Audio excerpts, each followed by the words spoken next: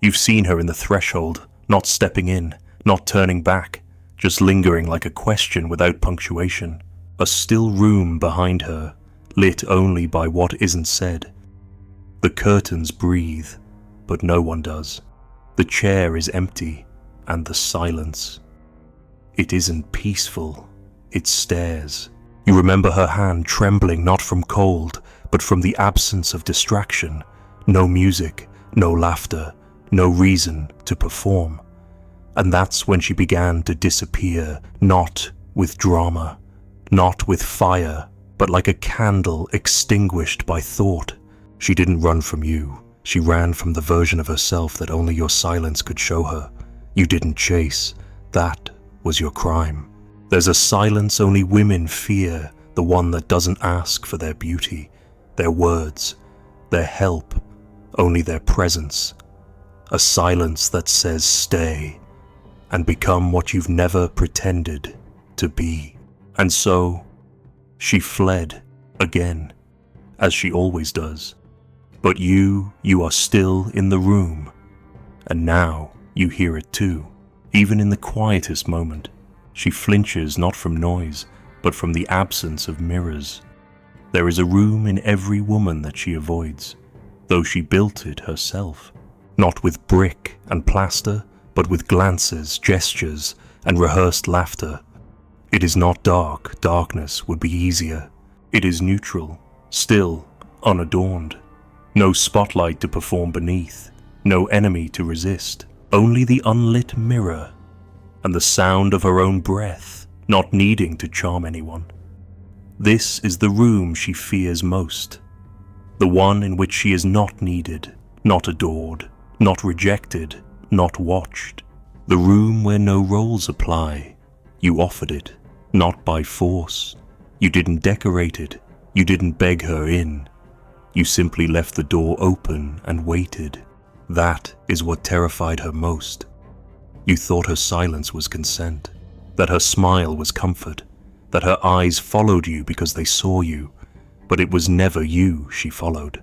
It was the movement, the endless rhythm of becoming someone else before the stillness arrived. Because stillness is death to the self she built. In silence, her practiced self begins to peel. You saw it once, a flicker, an unfinished word, a breath held just a second too long. She almost said something real, and then she laughed instead, like a knife on porcelain, and you didn't laugh back. Women like her do not run from pain. They have nursed betrayal with bare hands. They have slept beside disloyalty and kept their voice sweet. They have mastered the choreography of patience, performance, and polished detachment. No, it is not suffering that frightens them. It is recognition. When the mask begins to melt and you do not flinch. When you see what lies beneath and neither worship nor pity. When you simply see she cannot tolerate that. Because to be seen in stillness is to confront the possibility that she is not what she has seduced herself into being. She asked you once, "Why are you so quiet?" But it wasn't really a question. It was a warning.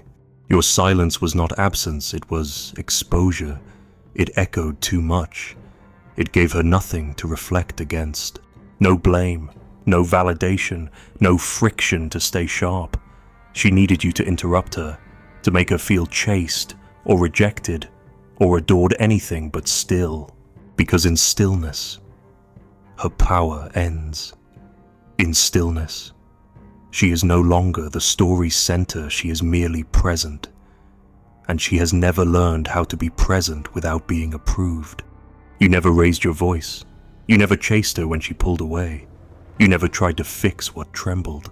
And for that, she could not forgive you, because your restraint forced her into the room, the one with the unlit mirror, the one she vowed never to enter, the one in which she is no longer the admired, but the observer, alone with herself. No applause, no criticism, just the terrifying nearness of the real. So she blamed you. She said you were cold. that you didn't fight for her, that you didn't care enough to make noise. But you heard the truth inside her accusations. She needed your noise to escape herself. She needed your drama to avoid the door. She needed your pursuit so she could keep running without ever looking back. But you, in your quiet, did not give her that. You gave her something more cruel, a silence that held its shape, a presence that did not orbit, a gaze that did not negotiate. In that gaze, she began to disappear, not because you withdrew, but because you didn't move. You stayed, and the longer you stayed without offering a mirror, the more her illusions began to slip. You saw her without definition, without her lines rehearsed, without the shield of being needed, and she called it abandonment. But what you gave her was the closest thing to God's space unfilled by expectation. She could have grown there. She could have wept, collapsed, unraveled, and still been held. But that would require a self she had never built, a self not made from echo, but from silence. She touched your hand once, and you didn't flinch. She tested your gaze, you didn't look away. She hinted at pain, and you didn't rush to rescue. You watched, present, unwavering, unafraid. And she hated you for it, because that kind of attention does not inflate, it reveals. You became the priest of her quiet collapse, and she was not ready to confess. There is a mythology she inherited, that her worth is proven in how much she is desired, how well she is rescued, how beautifully she suffers. But you did not rescue. You did not desire her illusions, and you did not treat her suffering as sacred. You treated her as real, and that is the most dangerous thing you could have done. Now the room remains. You still sit there, not because you wait, but because you have nowhere else to go. You have seen what lives on the other side of performance, and you can no longer kneel to the theater of longing. You did not win her, but you saw her, and that is more permanent than possession. Sometimes, in the middle of the night, you feel her pacing the hallway. She lingers at the threshold again, touches the doorknob, breathes, and leaves.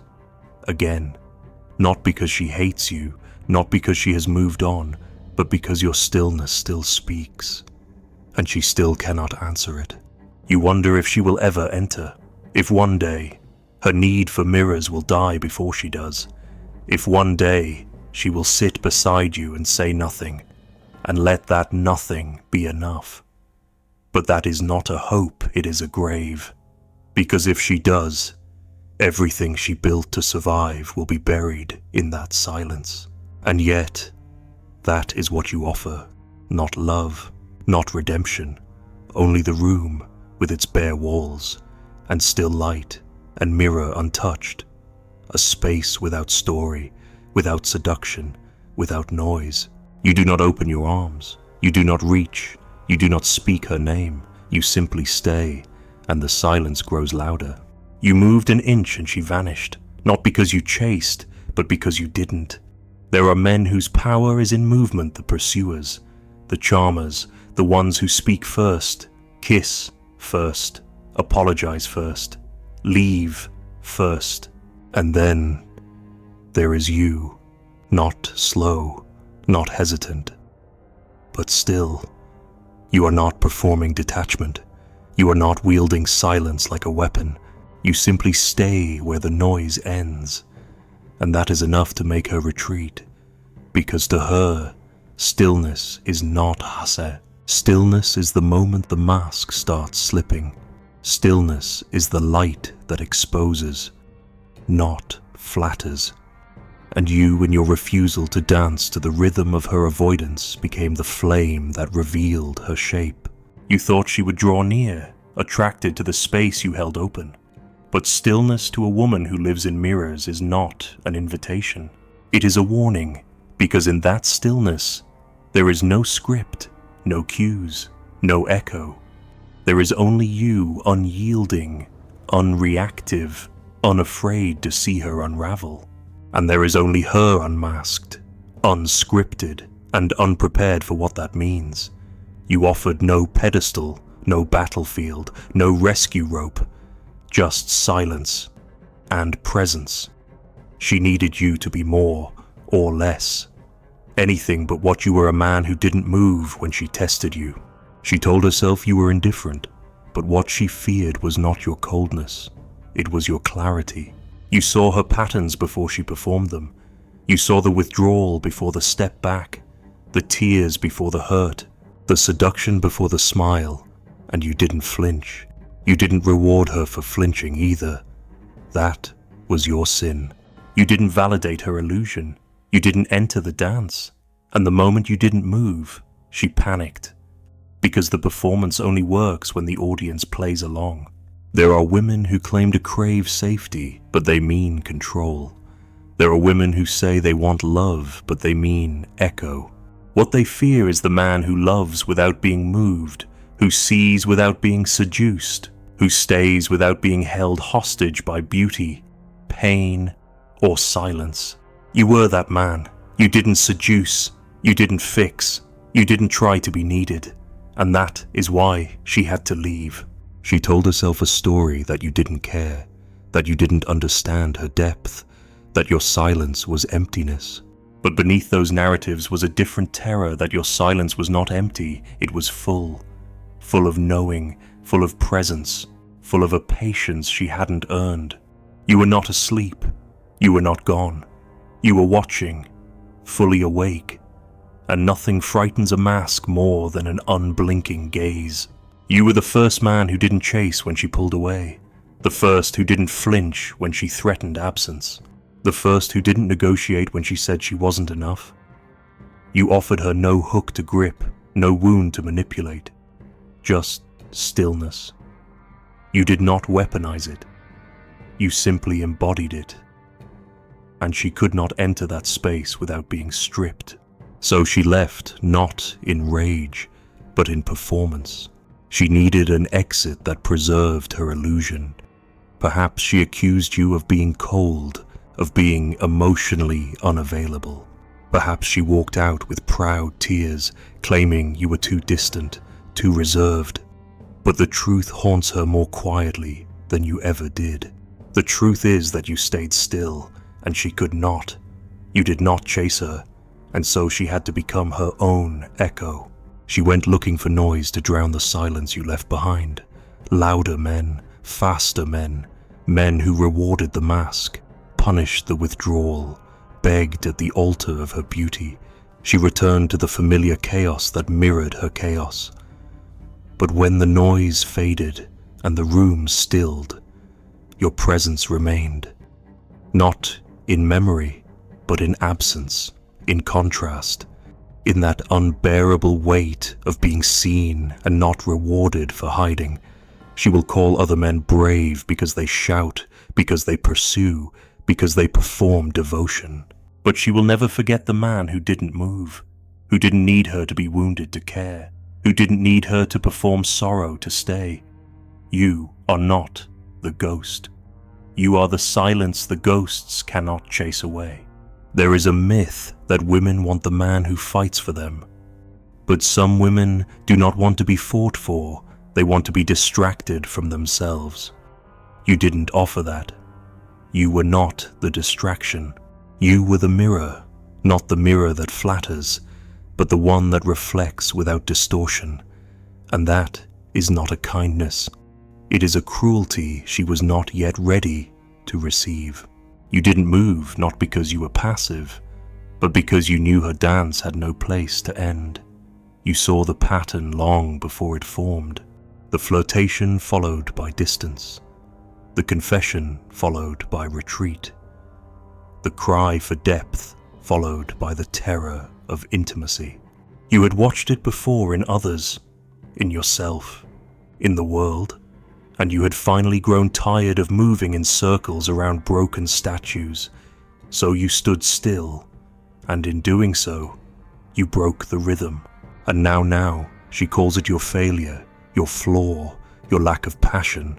But in private moments, when the applause ends and the mirrors fade, she remembers your stillness, not as rejection, but as the one space where she could have unraveled without punishment, and it terrifies her still. She will try again with another man, another story, another rhythm, but each time she dances, your stillness grows louder, and one day she will return.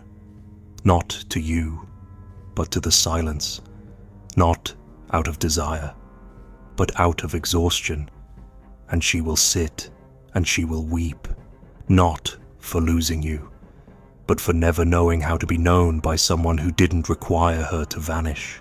That is the cruelty of your presence. You didn't rescue her. You didn't need her. You didn't perform. You simply stayed and let her become the one who left, the one who moved, the one who could not stand beside a man who didn't flinch.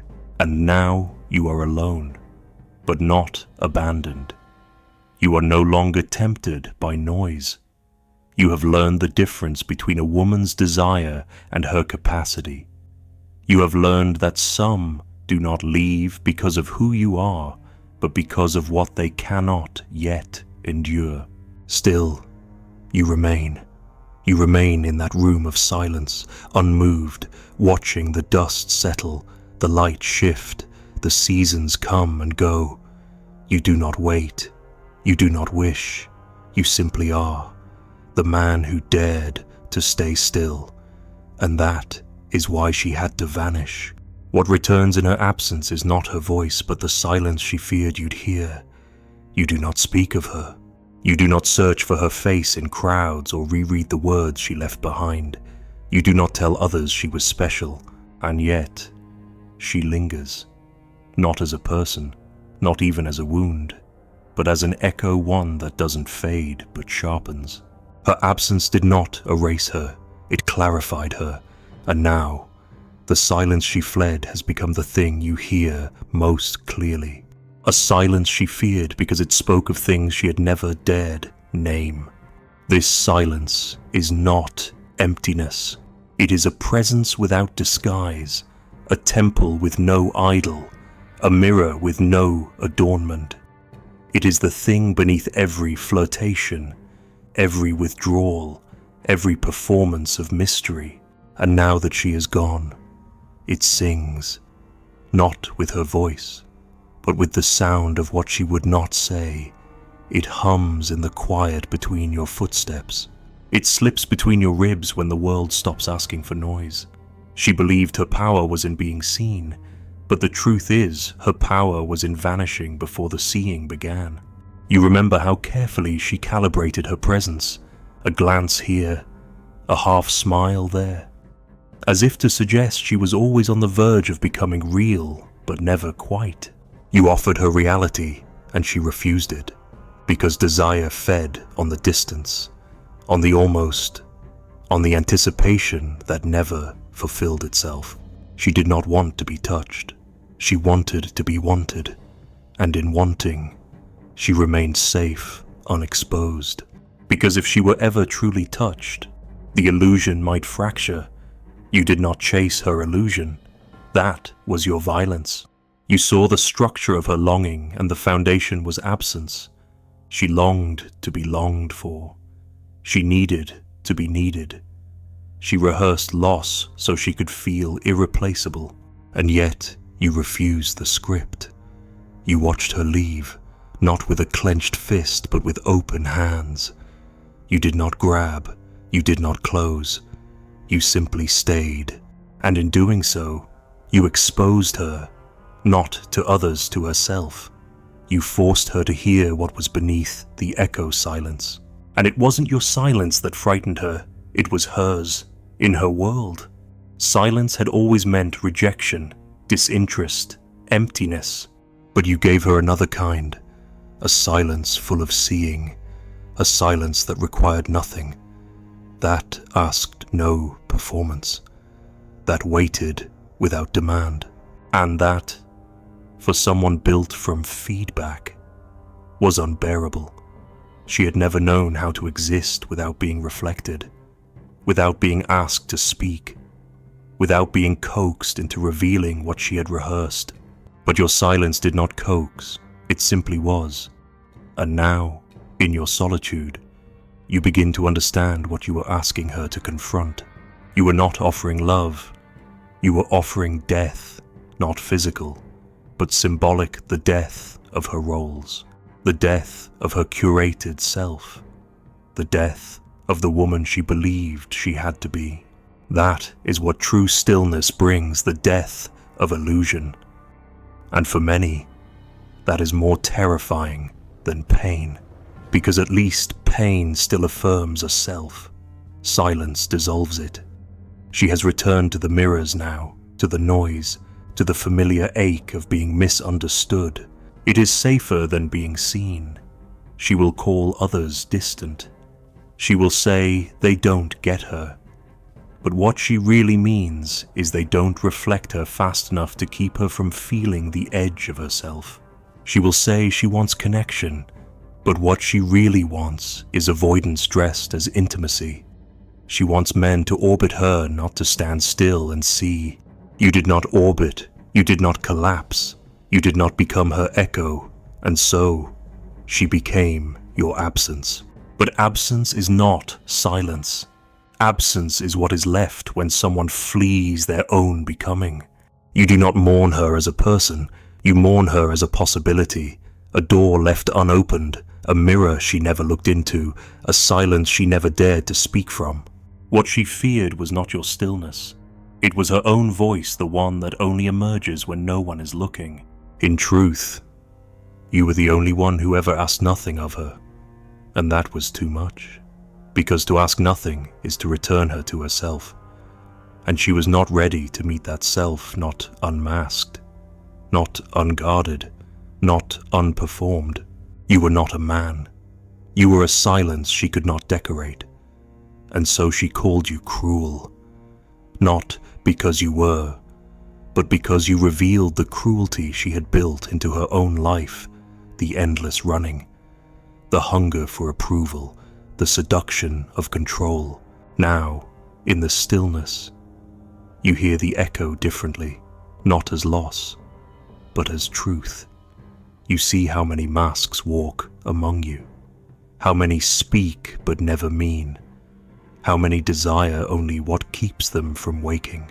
She was not unique in her vanishing, but she was the first who nearly stayed, the first who touched the silence and recoiled, the first who almost became real and then retreated into the dream. That is why her echo remains, because it came so close to becoming a voice. You do not speak her name. It is not needed. What mattered was never the name, it was the mirror, the stillness, the gaze that did not move. You remain that gaze, that room, that mirror. You are not waiting. You are not hoping. You are becoming what she could not face, the self that endures after all performances collapse.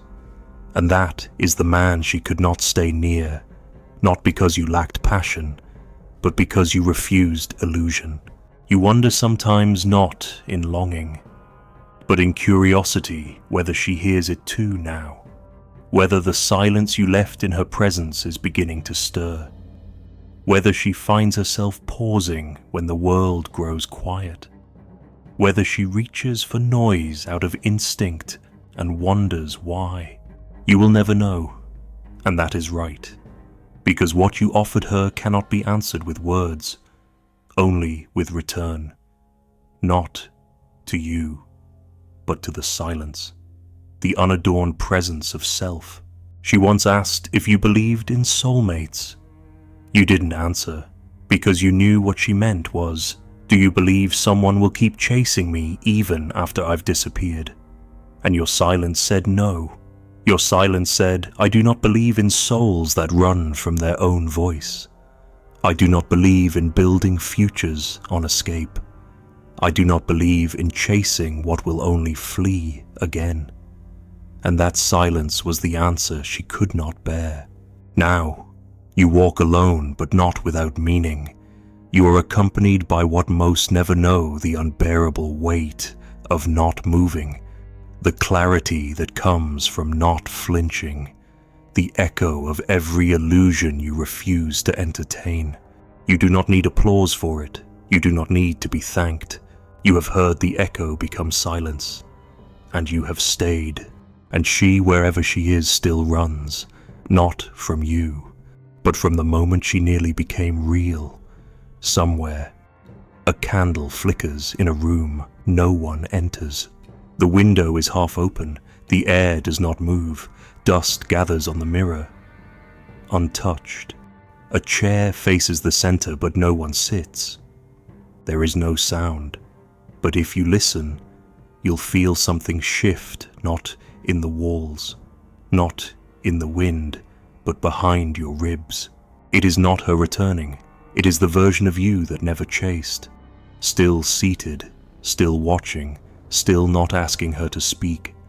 And somewhere beyond the noise she chose, beneath the voice she rehearsed, a silence is growing teeth, not to bite, but to whisper, "You were never the one who left."